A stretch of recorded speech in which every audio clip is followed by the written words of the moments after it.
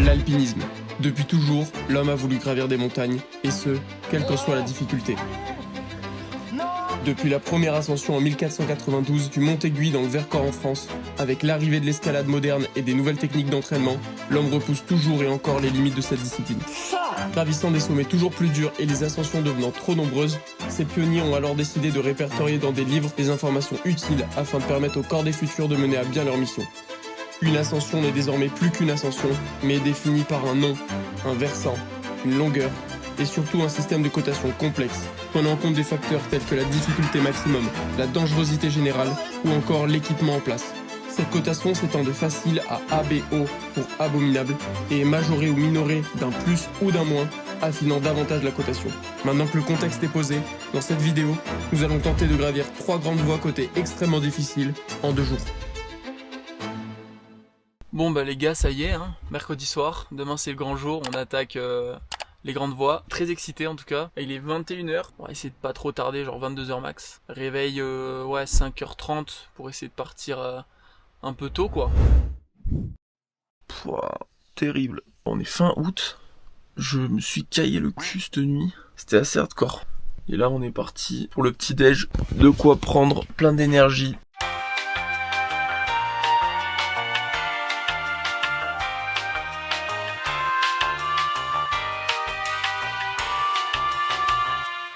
Toi tu penses Guillaume on va pas réussir? Je pense qu'on peut réussir mais que dans tous les cas ce sera pas facile, ça va être chaud. Ok les gars, pause. Si vous savez pas pourquoi on doute de nous, c'est parce que je vous ai pas encore parlé du programme d'aujourd'hui. La tête de Klaus. Et pour y arriver, une grande voie de 285 mètres dans un style dalle. En escalade, il existe 3 typologies de voies. Les voies déversantes, pouvant aller jusqu'au toit, on y retrouve souvent des mouvements très physiques sur des bonnes prises. Les voies verticales, souvent très techniques sur des toutes petites prises de main et de pied. Et enfin, les dalles. Là, on peut même plus parler de prise. On tient surtout grâce à la friction avec le rocher. Tous les mouvements sont aléatoires, il faut faire confiance à ses pieds, même si on sait qu'on peut zipper n'importe quand. Revenons à nos moutons. Notre grande voie est composée de 9 longueurs. Parmi les plus dures, on retrouve un 7A en première longueur sans échauffement, la longueur clé la plus dure en 7B, puis 4 autres voies dans le 6, avec quand même un 6C et un 6B, à ne pas négliger après le début bien fatigant. Enfin tout ça, c'est ce qui nous a été annoncé. Regardez-moi ça les gars, on est au col. Au col Mercière, ça fait une demi-heure qu'on marche. Est-ce que ça donne pas envie de faire un petit pique-nique dans l'herbe là les gars, sérieux? Ou de planter sa tente pour la nuit? Allez les gars, ça fait 1 heure qu'on marche. Ça c'est ce qu'on va faire demain. On va faire 2 voies là-dedans. Et nous là, ce qu'on va faire, c'est là-bas les gars. Et donc là il nous reste encore une demi-heure. Guillaume, on se sent bien? Ça va, hein, prêt pour les éboulis hein. Prêt pour les éboulis.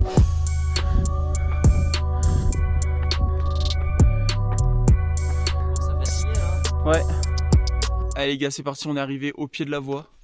Donc c'est juste ici. Allez, Guillaume qui part pour le 7A.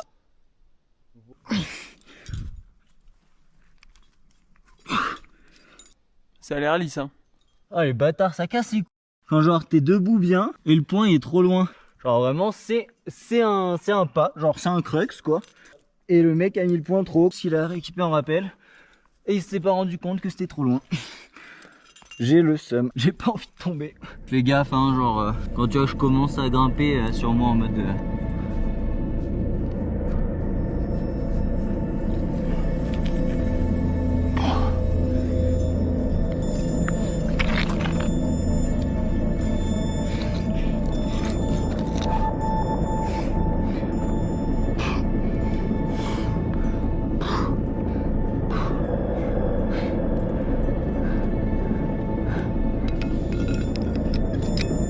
solide.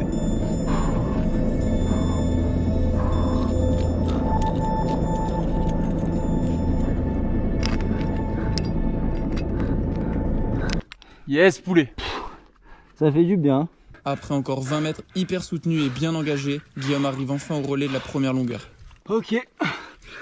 Vrai 7 à dalle, cotation à l'ancienne. On n'en a pas encore conscience, mais ce qui s'annonçait comme une voie dure commence petit à petit à tourner en mission impossible. Bon les gars, Guillaume il nous a fait un run d'anthologique là. Il n'y a aucun moyen que j'enchaîne. Écoutez-moi bien, il n'y a aucun moyen que j'enchaîne. Je vais tout donner mais j'ai très peu d'espoir. Allez c'est parti.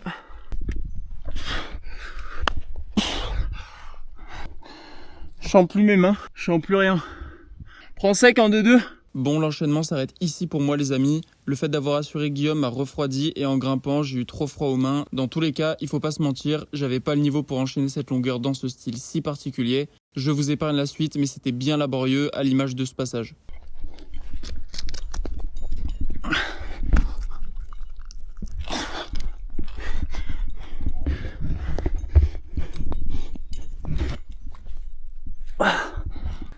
Mec, bien joué parce que énervé le CETA.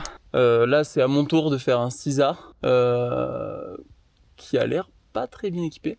Allez, gars. Ok, je vous le dis tout de suite, j'ai pas enchaîné le CISA. Parce que c'était super dur et parce que j'avais peur. Mais dans tous les cas, même sur un CISA dur, c'est pas normal que j'enchaîne pas. Alors après discussion, c'est Guillaume qui y est allé et son ressenti était le même que moi. C'était pas CISA. Mais ça, CISA, ils abusent. Hein. Je vous le dis car vous connaissez sûrement pas Guillaume, mais oui, lui là, il a déjà fait plusieurs 8C et il mange des 8A au petit-déj. Alors si même lui il galère, c'est qu'il y a vraiment quelque chose qui cloche. C'est peut-être de ma faute, mais j'avais pas compris qu'on s'engageait là-dedans. Putain, au final, les points sont tellement loin que je sais même pas vraiment où je dois aller, genre. Je pense que ça sert à rien de vous montrer la suite. On est allé jusqu'au 7B, Guillaume a essayé et c'était encore pareil, dur et engagé. On s'est dit qu'on n'avait pas envie de s'envoyer là-dedans aujourd'hui, alors on a tiré nos rappels et on est retourné au camion. En bref, on a pris ce qu'on peut appeler dans le jargon une grosse rouste. Bon les gars, on est sur le retour. Déjà, admirez-moi cette grosse dégaine de beauf. On a fait demi-tour là. Les cotations n'étaient pas représentatives, les points étaient super espacés. On n'a pas compris ce qui nous arrivait, tu vois. Pour demain, on est vraiment plus sûr du tout. De base, on était en mode ouais, on va faire 2 grandes voies. Au final, on va peut-être se calmer, en faire une et voir déjà. Parce que si c'est comme l'autre, on va pas faire long feu quoi. Bon les gars, au camion, ça fait plaisir, ça part en goûter. Et les amis, bonjour, jour 2. Comment ça va Guillaume? Eh bah écoute, nickel, on est bien, on a bien dormi. Aujourd'hui, on est parti beaucoup plus tard pour avoir du soleil et pour avoir un peu plus chaud parce que hier, en tout cas moi j'ai subi le froid. Une fois n'est pas coutume, laissez-moi vous parler de la première grande voie qu'on va essayer de gravir aujourd'hui. 180 mètres d'escalade, avec des cotations moins dures qu'hier, mais très soutenues tout le long. Et on reste dans un style montagne, ce qui veut dire que ça va être dur et engagé. On a hâte de commencer, mais avant ça, il faut refaire la marche d'approche.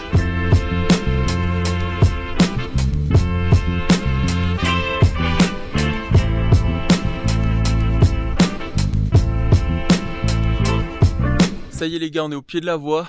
Vous avez vu comme c'est impressionnant? Genre les gars, on va sur cette pointe tout là-haut. Allez Guillaume dans le CISA, let's go.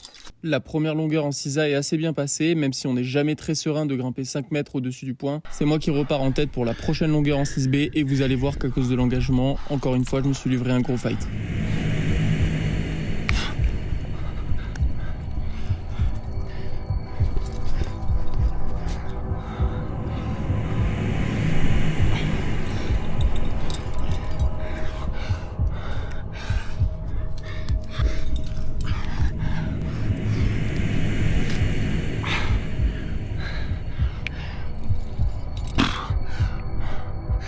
Ah sa mère.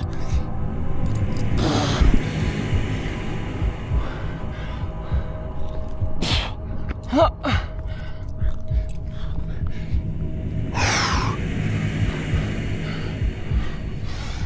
Oh la longueur de porc mec.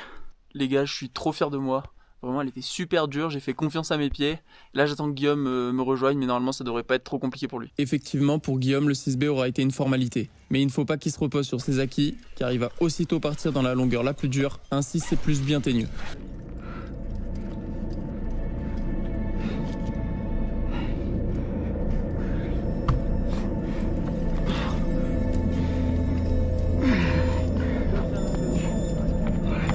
Ah ouais, mais...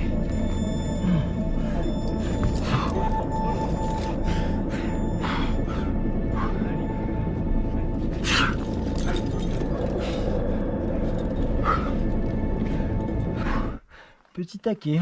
Ça y est, Guillaume a passé le plus dur, le crux. En montagne, il faut toujours être vigilant. Garder à l'esprit que le danger est toujours là, quelque part, même si c'est plus facile. Et c'est pas parce qu'il n'y a pas de musique qui fait peur qu'on est à l'abri. Parce que quand on grimpe, on sait jamais quand ça arrive. Oh oh oh ça va, je me suis quand même pris là. Oh la corde dans le pied, du coup ça va retourner, mais ça va. Heureusement pour lui, plus de peur que de mal.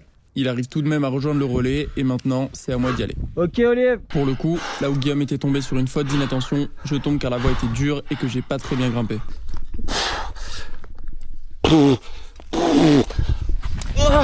Putain. Malgré ça, j'arrive quand même au relais. Bien joué. Trop fatigué, je préfère sauter mon tour et ne pas grimper en tête. Tu veux que j'aille? Ouais, en vrai, ouais. C'est donc Guillaume qui s'y colle. Encore une longueur qui vient confirmer que cette grande voie est une classique du Mercantour.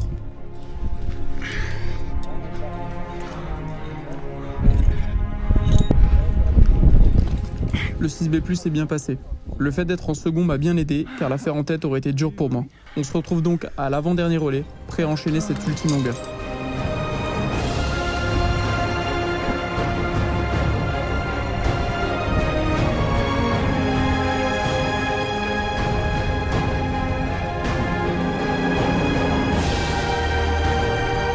Allez mec.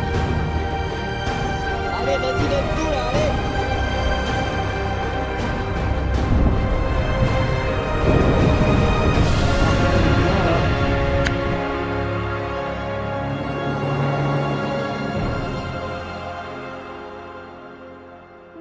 Voilà, c'est ici que notre voyage s'achève.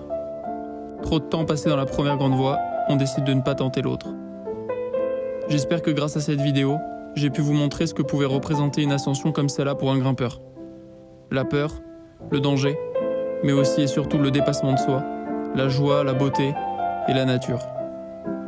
Je vous dis à bientôt sur YouTube, et d'ici là, faites du sport.